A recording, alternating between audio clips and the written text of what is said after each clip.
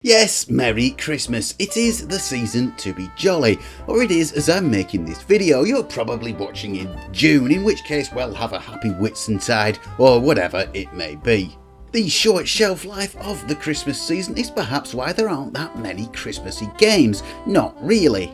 But from the bleak midwinter, I'm going to dredge up some Yuletide titles that no one ever talks about, which to be honest won't be that hard, because it seems like I'm one of the very few people to really get excited about the idea. Enough chit chat, let's take a look at Moley Christmas from Gremlin on the ZX Spectrum.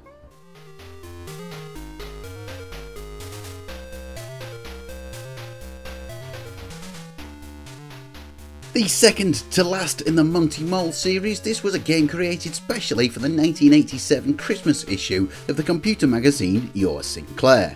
Casting Monty Mole in the self-referential role of getting the game tape duplicated and sent out with the magazine in a collect-em-up platformer of the type that will be very familiar to British home computer fans. Now, Monty Mole ended up on a hell of a lot of platforms, even making it to the Far East on the Famicom Disk System and the PC Engine, but he always seemed to be at his best on the old Specky.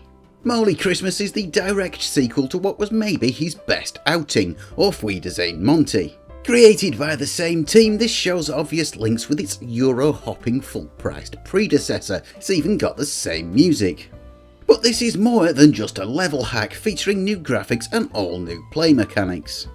Yes, it's ridiculously difficult and maybe a bit buggy too. I'm not ashamed to admit that I cheated just a lot to show off the later parts of the game. It's not very long either, with just 6 screens, though the puzzle solving elements will stretch the playtime out quite a bit, especially if you're playing it in the old fashioned way without infinite lives. Obviously this was thrown together as a freebie, but it does have quite a lot of good ideas in it. The hitchhiking scene is a nice touch, and the Frogger-like final screen is an inventive swerve. It adds quite a bit to the Monty Mole formula without losing sight of what made the games appealing. It also looks pretty darn good for a specky game too, especially one that came out in 1987. This may not be quite as Christmassy as it could be. Apart from the final screen's greeting, this could just have easily have been Moley's second Sunday after Pentecost. But you've got to take your Yuletide pleasures where you find them in the mostly secular world of video games. This next game is though a bit more explicit with its season's greetings, and also a bit more explicit with its twisted humour too. It's Cannon Soccer on the Amiga. Yes, another magazine giveaway, this time courtesy of the Christmas '93 issue of Amiga Format.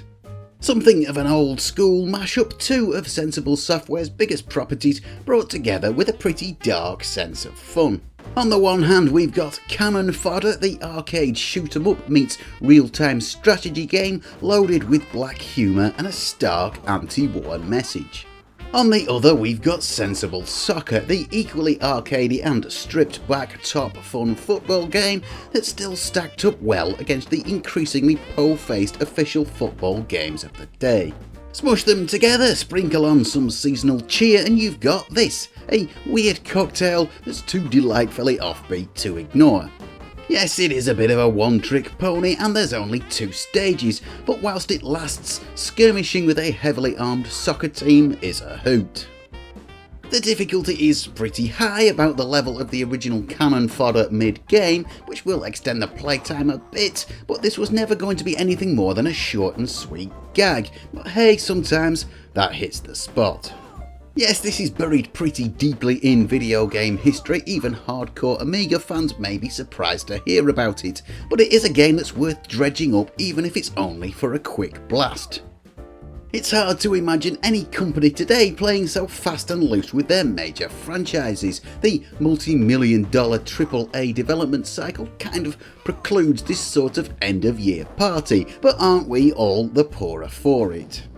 I mean, who wouldn't love to see FIFA Star Wars Battlefront Holiday Special, or 'Twas the Night Before Pro Evolution Gear Solid Christmas? What a world that would be! But it seems though that these days any sort of novelty festive cheer, when it does appear at all, is grinched away behind a wall of loot boxes and microtransactions.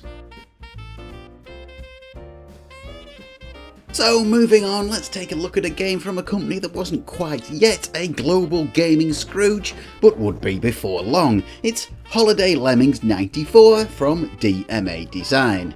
Yes, it's hard not to like Lemmings, that quirky action puzzle game that was for a while the critical and commercial darling of the 16-bit era.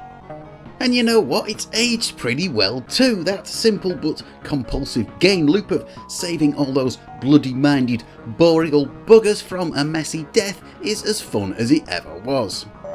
The great thing about Lemmings is just how busy it is without being overwhelming. Yeah, it's a puzzle game, but like all the best of this genre, reactions matter just as much as strategy in what is a really nice balance.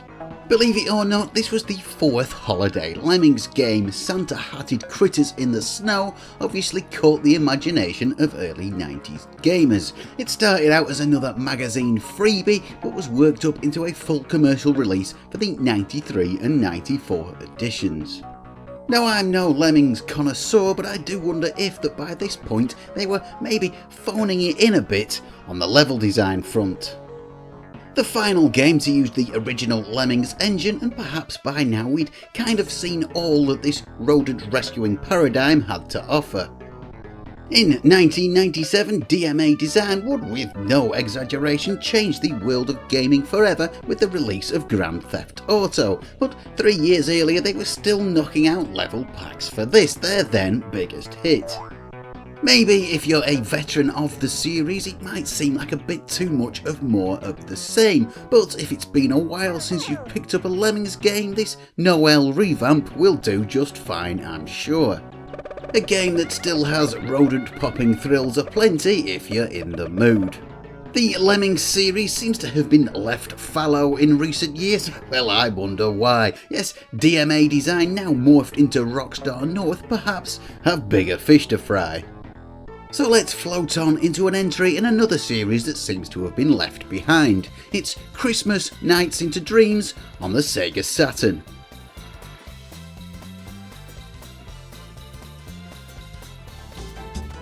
A game that defies description, standing alone in a genre of one. Fly around and collect stuff before the time runs out is probably the simplest way it can be described to anybody who hasn't played it, but of course that really doesn't do it justice. Developed by Sonic Team, you can maybe see the resemblance to the original Sonic games, sort of.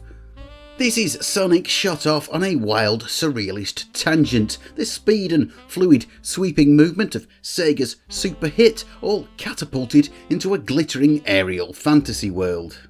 The N64 had Mario 64, the PlayStation had Crash Bandicoot, but Sega was away with the fairies indeed. Christmas Nights into Dreams ups the weirdness of this already strange world with a snow-dusted winter makeover.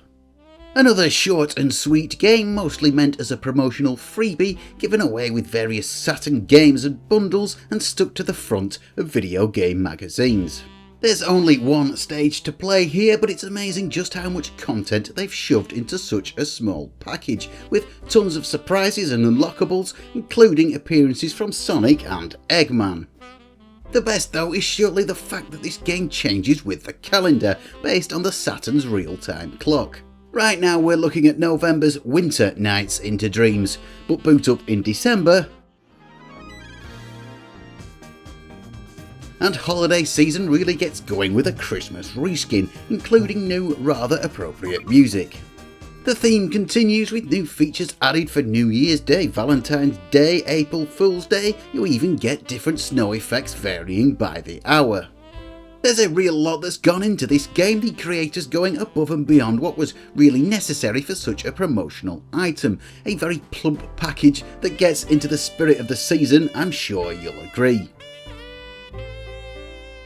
So for the final act, what can it be? Well, a pretty deep cut, a homebrew title for the Atari 2600. It's Stay Frosty 2.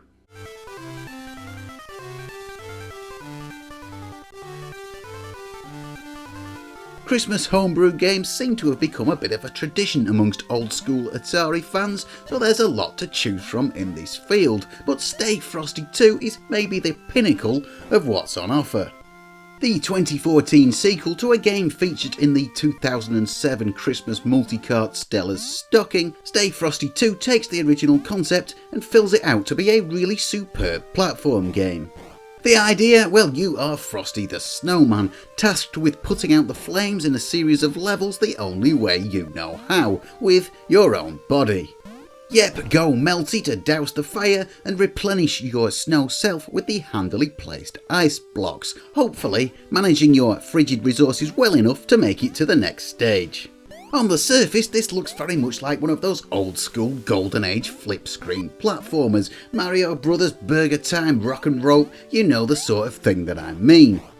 But this turns out to be much more. 30 years of game design have not been lost on creator Darryl Spicer Jr. because this is a beautifully well realised game with a very modern feel. Yes, think Super Meat Boy or maybe even Celeste, a classic gaming experience improved with 21st century hindsight. Yes, it's got the slippery controls of all your least favourite iced worlds from games past, but this is turned into something that's really quite satisfying once you get a feel for it. It's got power-ups that borrow from Super Ghouls and Ghosts and Castlevania, with triggers and switches and moving platforms that really build into some top-notch level design. The Atari 2600 is, well, a little too old school for some or maybe even most classic gamers these days. Its primitive blasts from the digital equivalent of the silent film era are often hard to appreciate with modern eyes. This game though might just tempt you into the charms of the 70s wood grain beast, its hidden cavernous depths brought out so well by this title. Now okay, at this point though you may be thinking that it all seems a bit too suspiciously good to be true. Atari 2600 games don't usually look or sound this good, do they? Well yes, maybe you've got a point. This makes use of the DPC Plus chip, a modern invention that ups the capabilities of this old crate by quite a lot. An extra chip in the cartridge, in fact an ARM processor, and a lot of extra RAM, a turbo for the 2600, a bit like the Super FX for the SNES, but well, more so. But hey, I don't care, let's not get bogged down in the technical details. This is a fantastic game that's perfect for the season. I had more fun with this than anything else here, would you believe? So if you take anything away from this video, well, make it this game. Yep, have a go at Stay Frosty 2, because it really is top of the tree.